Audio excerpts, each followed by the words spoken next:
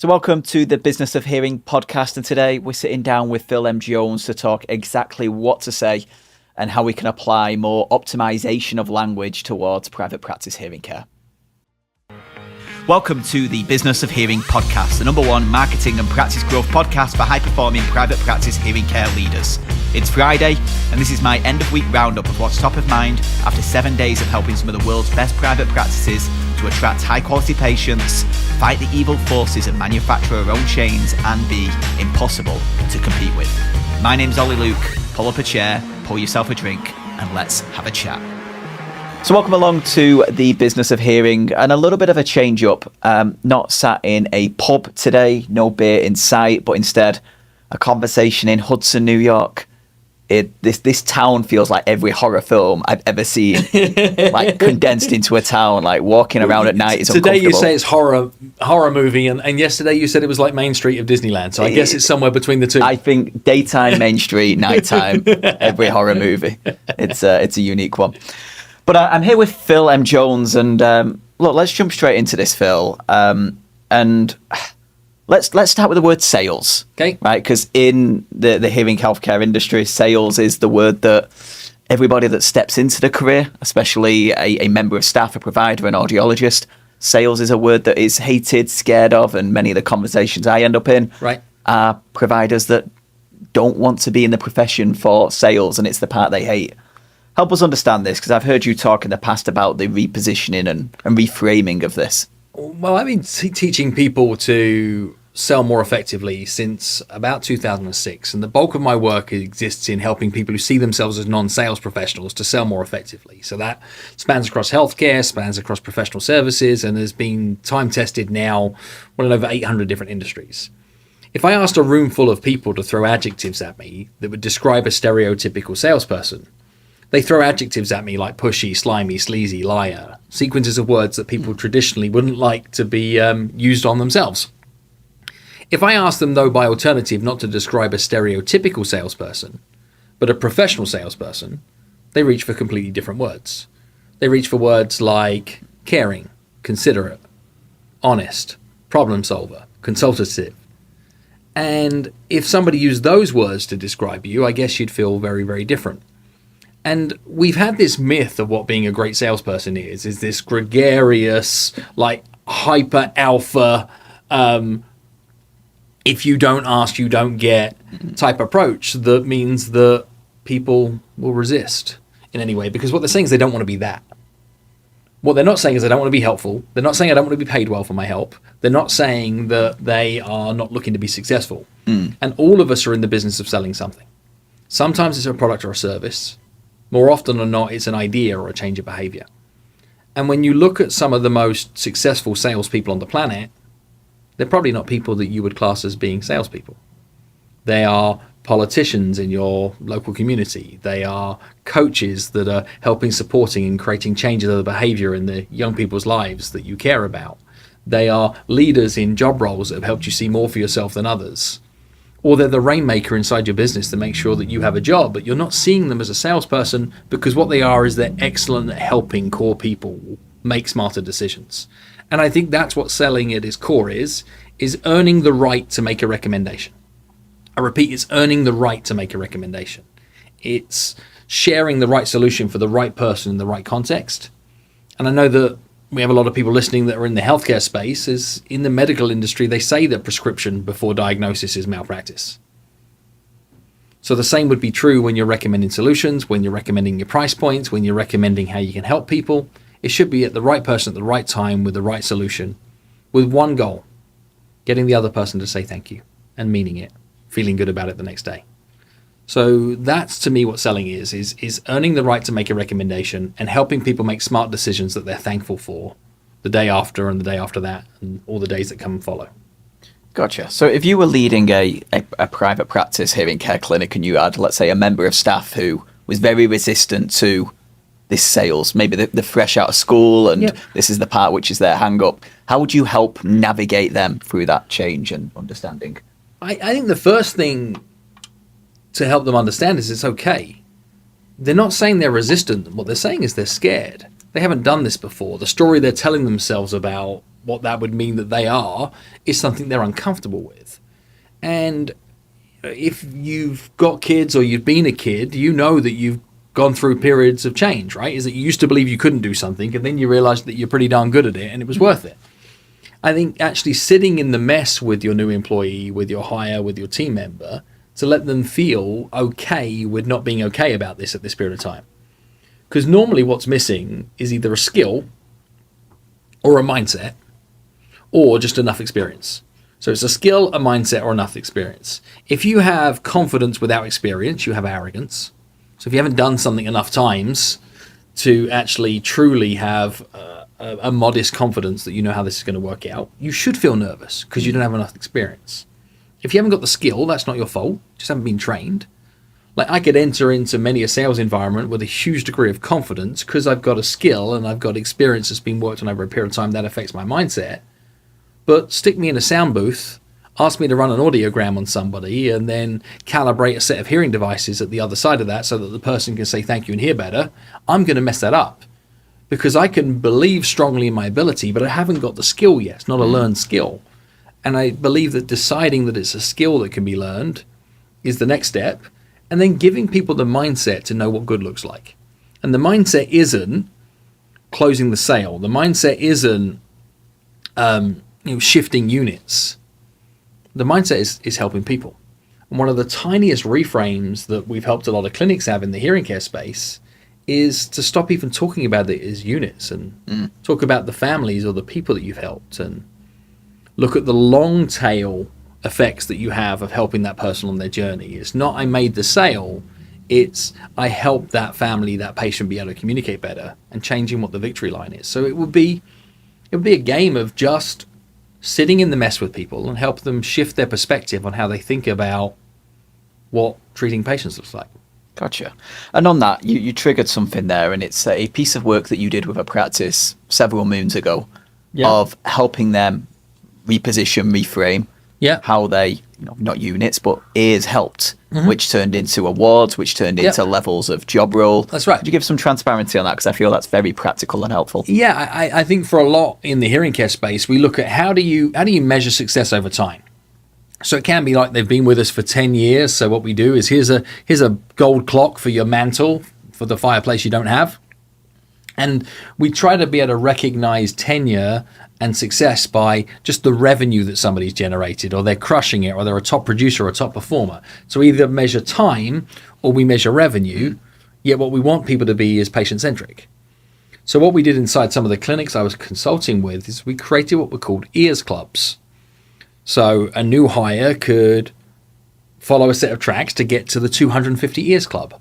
That when they have helped treat 250 ears and have 250 ears hearing better as a result of blank, they enter into this illustrious club, they get some form of recognition from their peers, some form of financial compensation for being able to do so. And then 500 ears club, 1,000 ears club, 2,500 ears club. And it instantly shows people that where there is a tenure of competence that can be rewarded in a way that is in line with the promise that you were trying to make. So much of this is about language. Is I made a sale today, I did a bad thing. I helped a patient today, I'm awesome. I made a sale today, I did a bad thing. I helped a family be able to reconnect, to have confidence in conversation as early as this weekend. Did a good thing. Now the sale sometimes is what needs to happen for you to be able to achieve that kind of outcome. But quite often just reframing your mindset, elevating your skills, and then learning that you have to get experienced at a thing before you get good at a thing is what puts you on a trajectory that says that this is part of how you can deliver your promise. So many audiologists are wonderful and would look to be able to do it for free, which is why they do mission trips or work for the VA or try to be able to plug back into a manufacturer. But the real gift is when somebody overcomes an obstacle that achieves a massive outcome for it, and it was hard for both of you, and the 2 + 2 = 5. That's when the real reward comes. And I do a lot of work in the coaching, consulting, and training space too. And I've learned that sometimes if the other person doesn't pay for it, they don't value it. And I think hearing instrument specialists and audiologists in the same way would probably have that same viewpoint. Is if the patient hasn't gone through the I've invested in this process, I've invested in this journey, I've parted with money to be able to make it work, they don't do enough work that comes behind it to feel more comfortable in the change of wearing technology, to feel more comfortable with seeing themselves even as a hearing aid wearer, to add to their schedule now coming back in for regular visits and regular time with a provider. There's a big identity shift. And the more that we recognize that we're asking somebody to make significant amounts of change and then be happy about it, the more we should slow things down and not be pushing products, but pulling people towards new achievable outcomes. And let's talk about reframing and reframing language. Okay. Because as an industry, right, there's a lot of emotional baggage for somebody to go from, I've got a hearing challenge, towards I'm now a hearing aid wearer. Yeah. What are some of the ones that stand out as like words, change of words, language that's commonly used in the industry that could be optimized? Right. I mean, within exactly what to say, one of the practices that we encourage people to follow is a practice called simple swaps, which is where can you change one sequence of words and make a demonstrably different outcome. I'd encourage everybody to look at one word a week for 52 weeks and see how much sabotage you can stop from happening. Let's firstly look at some banned words. Banned words should be words like problem. When you say to somebody the problem with that idea, or the problems that you'll be experiencing right now, or the problem you find with choosing that device is, you create conflict. Problem is head to head. If you swap the word problem to the word challenge, now what we are is side by side. The challenges you may be experiencing if you go for the lower price device, the challenge that you may find if you keep wearing those Holder hearing aids, the challenge that you may find if you fail to follow through on some treatment with this is that you may experience blank, blank, and blank. So I'd be looking at, say, problem to challenge. I'd also look at where can you use intentional grey language as opposed to absolute language. And one of the most direct piece of advice I'd give that is almost ironic is to never talk in absolutes.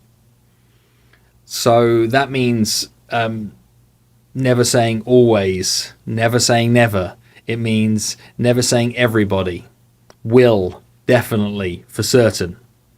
What you'd be better to be able to do is to use words like what you may be experiencing, what you could possibly find, is almost always, on many occasions you'll experience. Most of the people that have blank. And when you don't talk in absolutes, what you do is you create inclusivity, you create movement. When you're trying to take people through a period of change, they're not going to go from a no to a yes. But they can go from a no to a maybe. And then a maybe can move towards yes. So it's actually creating movement in language. So remove words like problem. Look at where you can be more fluid with language to create movement. I'd also look at banning like 4-letter C words. Most 4-letter C words probably shouldn't be used in front of customers, but one in particular is the word cost. Think about inbound phone call that comes into hearing care clinics around the world is how much do your hearing aids cost? And we find ourselves in this awkward dance where some people are giving a range, some people are saying versions of I'm not telling you. But a cost in its very nature is money out. If it cost you, it means it hurt you. If somebody chooses to do business with you, and particularly most of the clinics that we've gone on to support, is if they give you money, you give them something back for it. If you put money into something that brings returns, well, that isn't a cost, that's an investment. So they can invest in an experienced hearing care provider. They can invest in high quality hearing aids. They can invest in a local support community. And if today I invested $7,000, today was a good day. If today cost me $7,000, today was a bad day.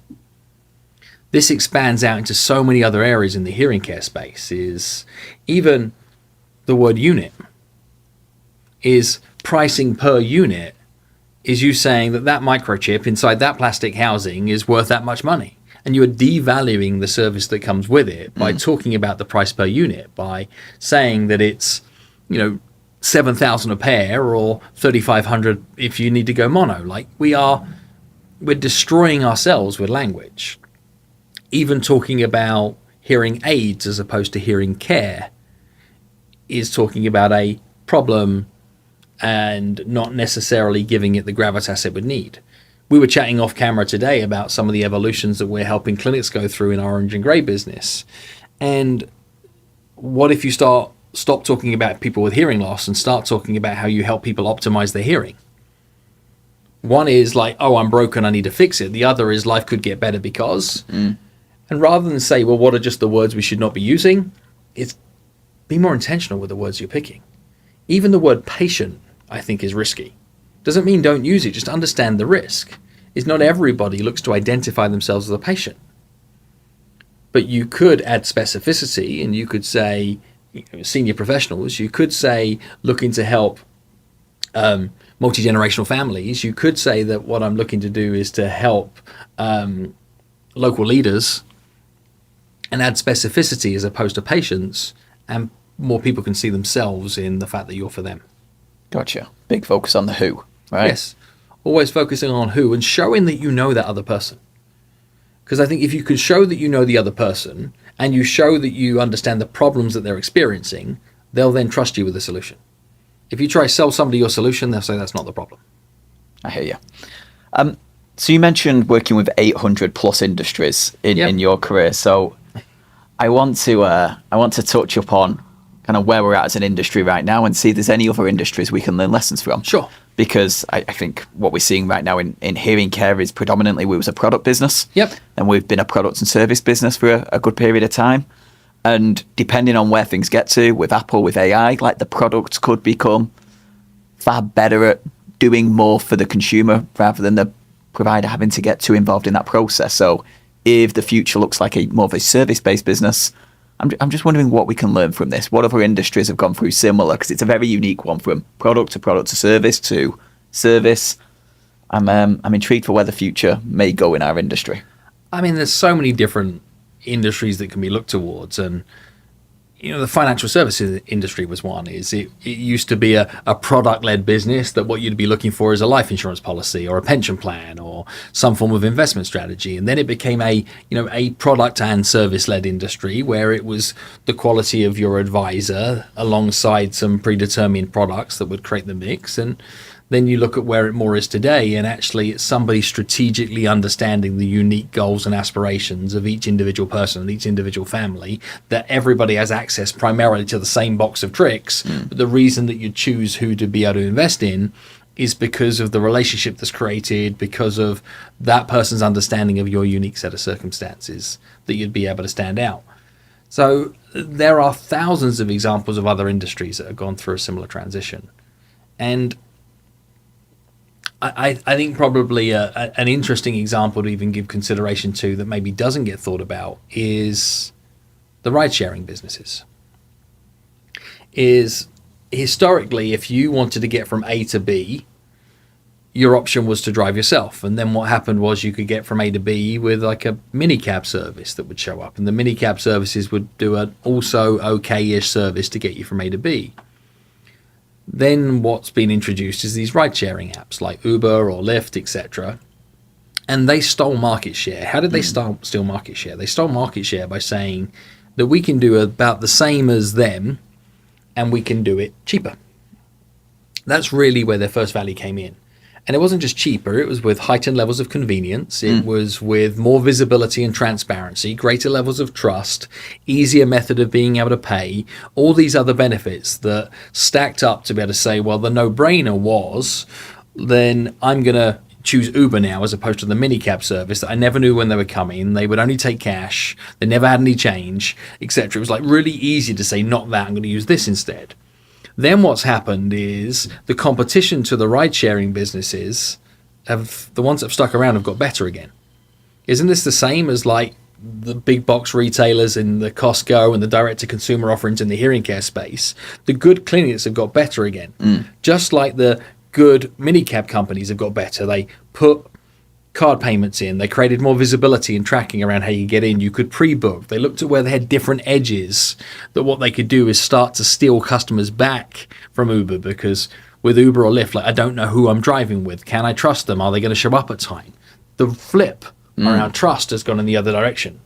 And then where are the super smart ones going today? They're looking at where the Venn diagrams of those two things come together and say, how can they be different for a very specific avatar of people and dominate that niche better than anybody else, because they know who they're for, not what they're about. And that's the movement that other industries go through when they have these competitive transitions, is they stop focusing on what they do, whether that's product or service, and they shift the focus entirely to, I know who I'm for and the problem I'm solving. Gotcha. And you getting even here to this event is, you came to spend time with us here, being picked up 2 hours away from JFK to get here, And the company that we utilize to get you here is called Hudson Valley Airport Transportation. Plug. Right? Yep. But they're doing exactly what they say on the tin. Is they know who they're for, and they know the problem they solve, and they stick it in the title of what the company is called, and they are half the price of a black car service, and with the predictability and reliability that you'd expect from a black car service, but with the friendliness of, it's like you're like a friend is picking you up from the airport. They understand who they're for, and they're actually now stealing market share back from both sides.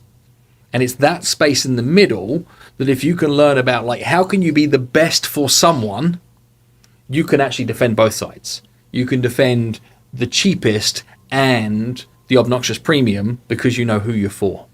So these would be the lessons that I'd be drawing from everywhere, is how do you get focused on who you're for and how you can serve that group of people better than anybody else in the world, and that you're the best in the world at serving that group of people. And if that group of people is at least 10 times the size of customers you'd like to be able to bring on board, chances are you've got a viable offering. Interesting. So bringing that back to private practice hearing care, how does that apply? Because I know from the messages I get, a lot of practices listen to this and they just feel like the best kept secret in their community, a little lost at what they should do in order to reach the patients they want to attract. Well, the first thing I'd do is I'd speak to the patients that you've acquired through the years, and not just the patients, but all the key stakeholders of that patient. So caregiver, family members, spouses, etc. And I'd ask them 2 questions. First question I'd ask is, what 3 things do you like best about working with us? And the second question I'd ask is, if there was one thing you could change, what would that one thing be? Now, if you ask those 2 questions slowly, specifically and purposefully to 100 plus of the key stakeholders that you've worked with in the past, you'll get a body of research that will help you shape the future trajectory of what makes you awesome. One of the big reasons that you may well be a best kept secret is because you don't know what story to share. So you're sharing, we're a hearing care clinic, we service hearing aids, we sell hearing aids, we run hearing tests, but your edge or your difference isn't sharp enough. Sometimes the best copywriters for your business are your customers, the people that benefit from your services. And you'll probably find that what you're screaming and shouting as is what makes you different is what actually makes you the same. So I'd go back and I'd ask those questions. When you ask if there was one thing you could change about us, and you ask it slowly and with intention, you're going to find that actually you do a number of things right now that make you very difficult to do business with. Now, these could be your opening hours. These could be your onboarding process. These could be like things that are paper-based forms that could exist in a digital fashion. These are the riddles that you share with people about your pricing and billing and the way that you work with insurance, is the confusion and chaos as to how people can access different levels of your service. And you'll start to be able to sharpen up like what's on your to-do list to be able to get done. So I'd start there. What I'd then look at is I'd look at saying, well, where are there areas that I can win? I.e., where are there areas where I am the number one pick? If you want to win at sports, don't try to learn to play every sport. Find the sport that not only you're good at, that you're passionate about, and then find the position that you're best likely to be able to play on that sport, in that position where you get to be able to dominate, and then attack that like crazy. Now, that could be as simple as you're incredible at earwax removal services. Build your brand about being the number one earwax removal specialist in your locality. It could be that you understand the overlap between hearing loss and dementia more than anybody else in your locality. So become the cognitive behavioral specialist influenced by hearing in your locality and turn the noise up to 11. It could be that you have a passion project that means as a result of the clinic that you're running that you're able to do this for youth or an underserved community or other people in another part of the world. Turn that up to 11, but get known for something other than what you do. And if you can't get known for something other than what you do, you're at risk of being commoditized and losing business the cheapest.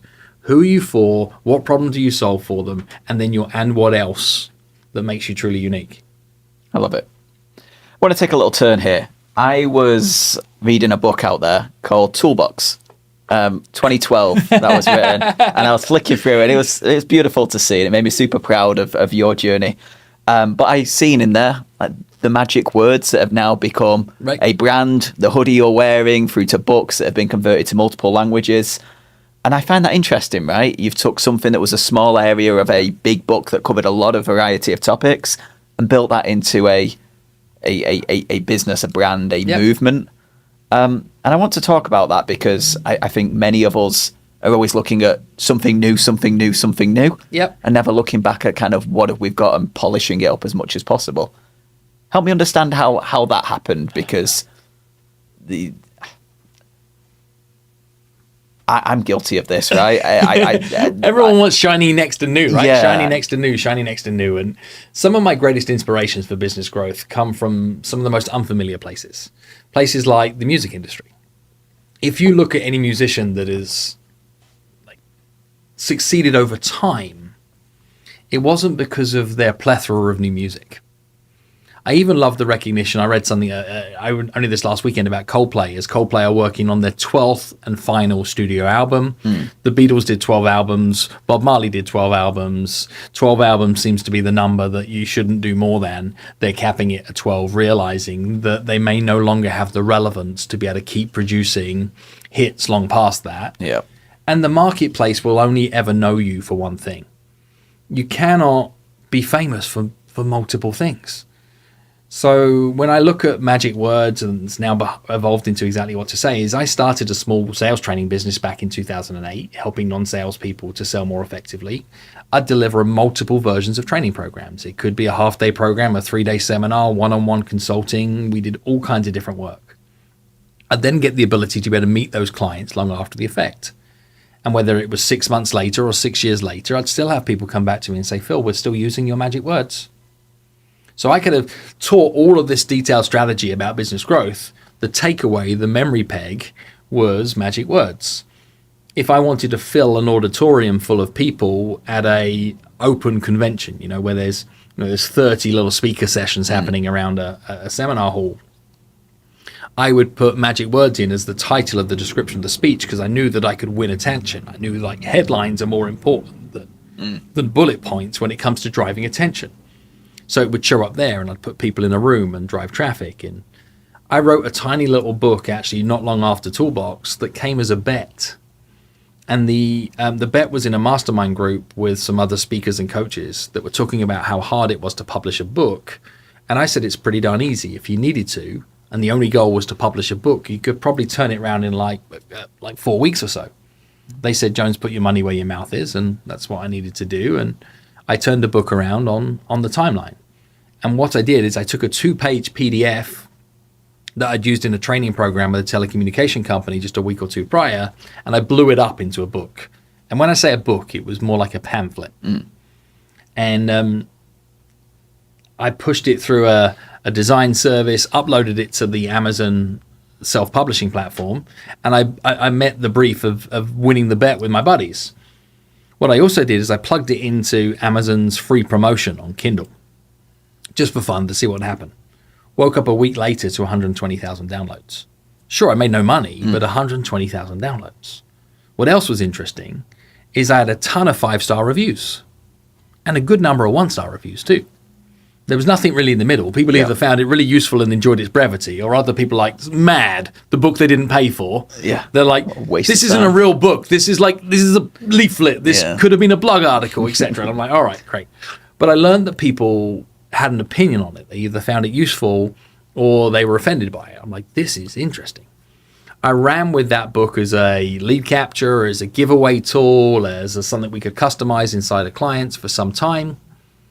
And then when I went through my geographic translation or move from the UK to the United States, circa 2017, I thought I need to write a new book. That'll give me credibility on the speaker circuit here. I wanted to move from a global business to more of a North American business.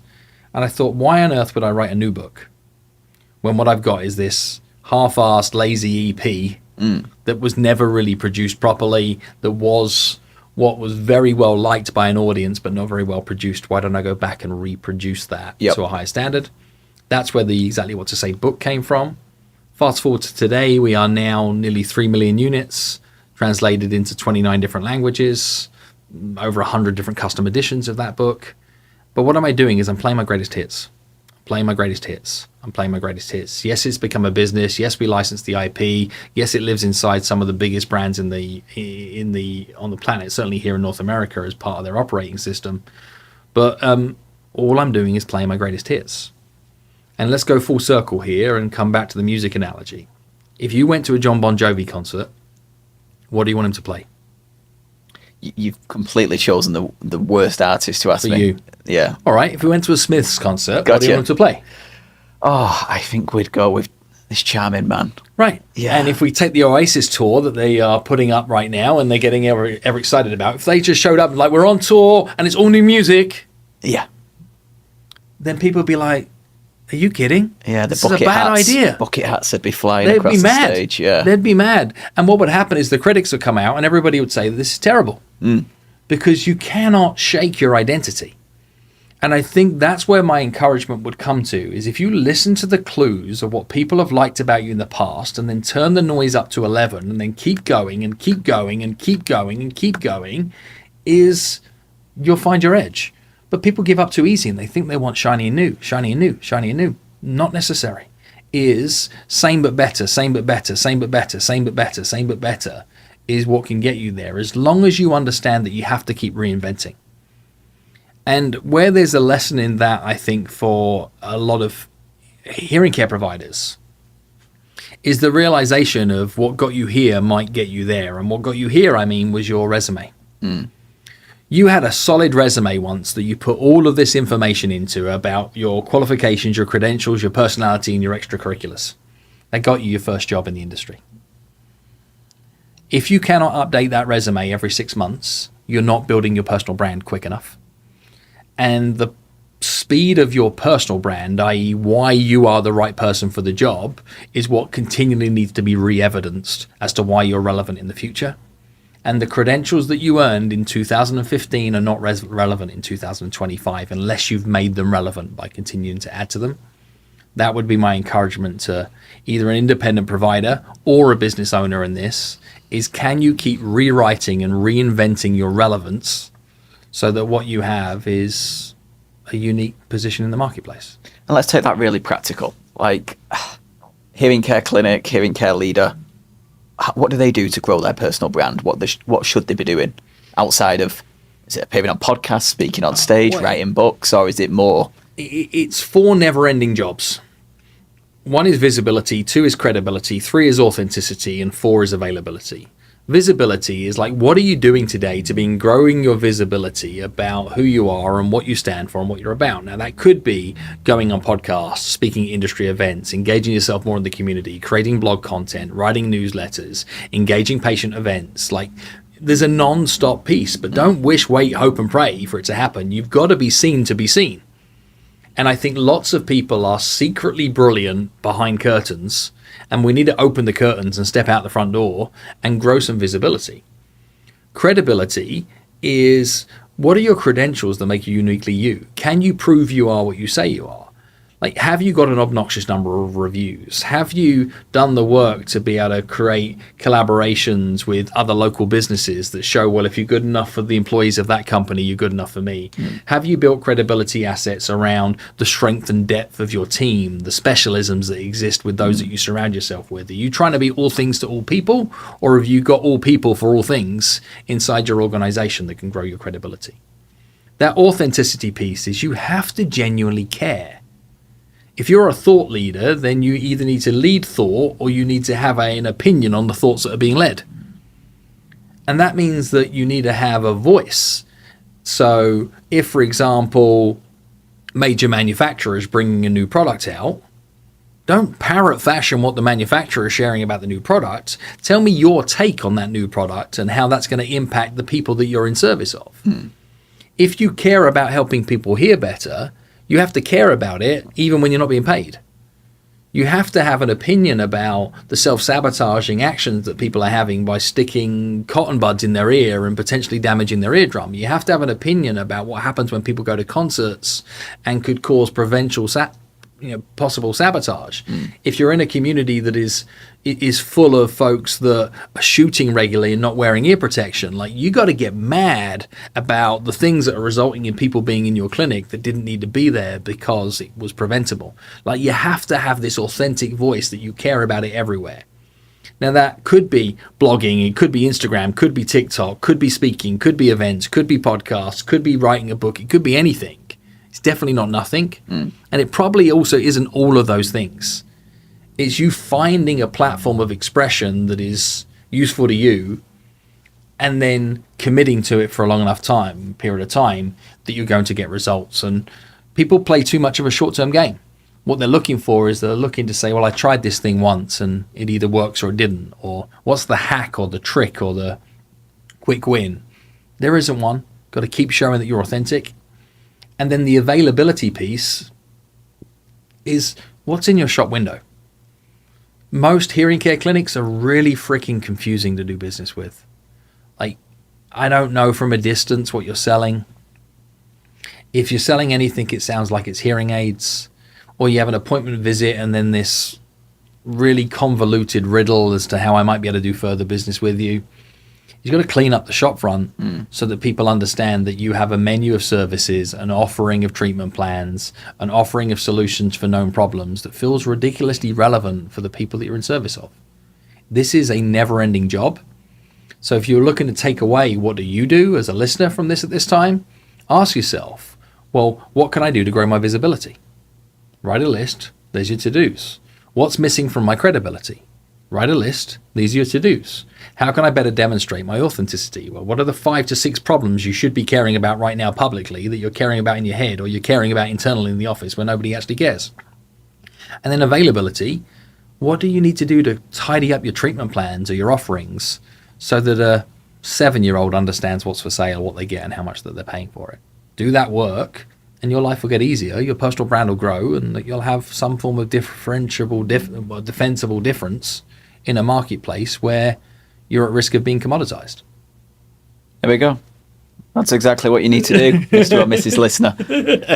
But it sounds complex, but really it's just start and keep going and keep going and keep going. Like, there is no easy button, but it's easier than you're telling yourself. Absolutely.